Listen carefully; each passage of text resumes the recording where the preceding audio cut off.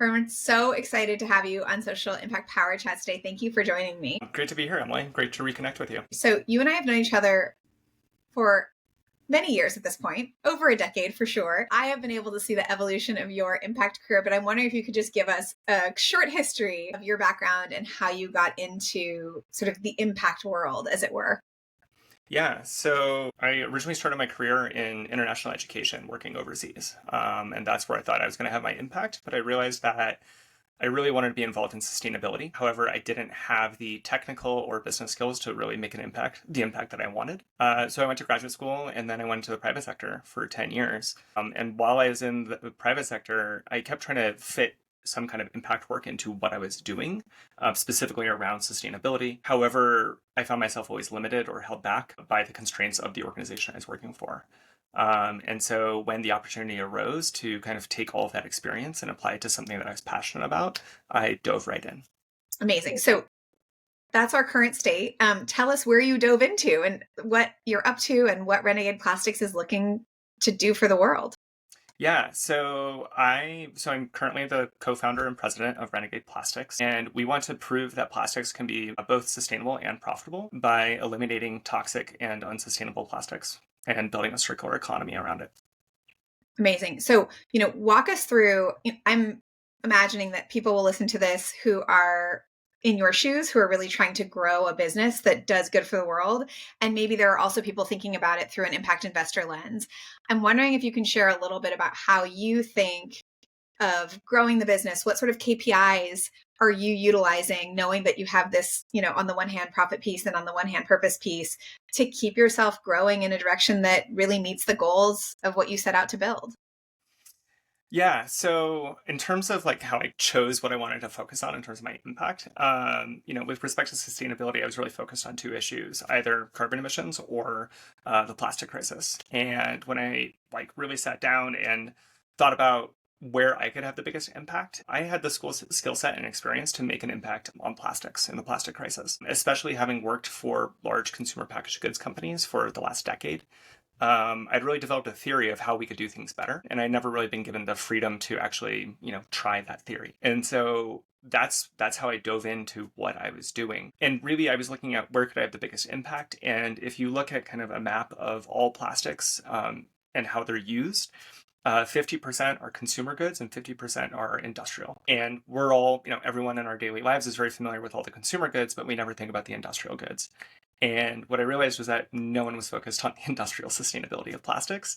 And yet that is 50% of plastics made every year. And so that's where I dove into. And so really the metrics that we see our company around, that we organize our company around, is one. So we're specifically focused on displacing specifically PVC fabrics, PVC coated fabrics. And these are the textiles that are used in everything from billboards to bus seats to gymnastics mats and in agriculture. And they're plastic. They're fully plastic.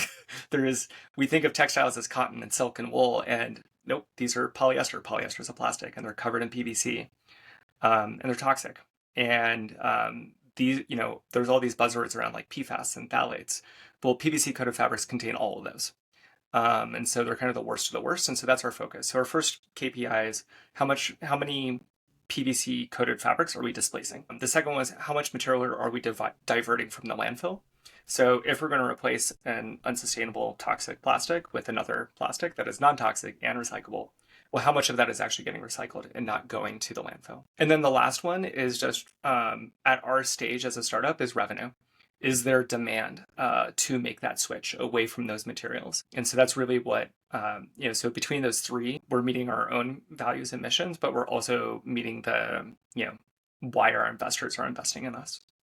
So when you sit across from an investor and they say, amazing, I also care about the planet, this all makes sense to me, everything that you think is scary, I think is scary. Are there any hurdles? I mean, obviously, I know you're connecting with people who are already values aligned, but I'm curious, like, what are the hurdles that are happening now? Do you see those changing? Are they getting higher? Are they getting lower as people are, sort of thinking more about climate change, et cetera? Like, what are the trends that you're seeing in that investor mindset?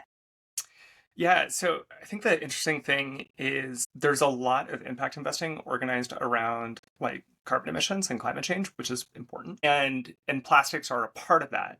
But plastics aren't going to their direct environmental impact isn't the same as carbon emissions. They overlap. There's relationships, yes, but if you're really worried about kind of the fact that we're filling up our oceans and our bodies with toxic materials, that's really where we have an impact. And so I think what's interesting is that I think the hurdle is getting impact oriented investors aligned on kind of the environmental benefits of addressing the plastic crisis, and then how downstream that actually has an impact on the climate. And I think a perfect way to think about it is we all know that the oceans are a major carbon sink and they need to be healthy to be a major carbon sink. And same with agriculture. Agriculture is a major carbon sink if done right. And while there's a lot of work going on around carbon emissions related to those, plastics can have a direct impact on that, right? So plastics are, they have a very serious negative impact on the oceans and on our food systems. And so I think building that bridge and getting investors over the hump of, well, yes, we're not going to eliminate a gigaton of carbon within the next 10 years. But these are all the other social and environmental impacts that we're going to have. Really bringing them around to that is probably one of the biggest hurdles for us. Amazing. And, I think you've been working on this company for, is it 3 years? Remind me. 3.5 years, yeah. 3.5 years. So you're well on your way. What has been like a watershed moment for you where you felt like you had been able to shift from a concept that was really exciting to really seeing market share opportunity, or, sort of like describe that moment when you felt like, okay, this, the ship can sail. I wouldn't say the ship has sailed yet. We're sliding. We're pulling out of port. I would say the real learning was when we initially really started with kind of that impact focused messaging of non-toxic, recyclable, lower carbon, all of those proof points. And we had a couple early customers adopt, but a lot of customers that was the cherry on top for them. They wanted something that performed as well or better than the current one. They needed a reason to switch away from what they were currently doing, if it wasn't a regulation, right? So if there's no regulation to force them to switch, well, why are we going to switch? Yes, it's cute that you can recycle it and then it doesn't give me cancer, but why else should I switch? Why else should I change? And so what we realized was after we got some in market with some early adopters and we started getting feedback from them about how we were actually higher performing than what we were replacing. There was actually, performance advantages to using our material over vinyl coated fabrics, PVC coated fabrics. And so once we started getting those data points, we realized that we could segment our marketing and kind of prioritize our marketing based on the market that we're going after. And so for some markets, the fact that our materials are 30 to 40% lighter weight is actually the most important thing. And then, their marketing department and their sustainability departments and that large entity get the benefit of our sustainability benefits. The fact that we're more resistant to UV and chemicals, that's another big one that really took off. And so I think that was kind of the aha moment, was when we actually had these performance advantages, and which gave customers more rationale to switch to our materials and kind of fall in line with their environmental and impact goals that they had set for themselves. And those are just such great facts. I mean, usually when something performs, it's lighter, it's stronger, it's usually not then better, right? Like the reason that we got into plastics in the first place is that they solved an ease problem.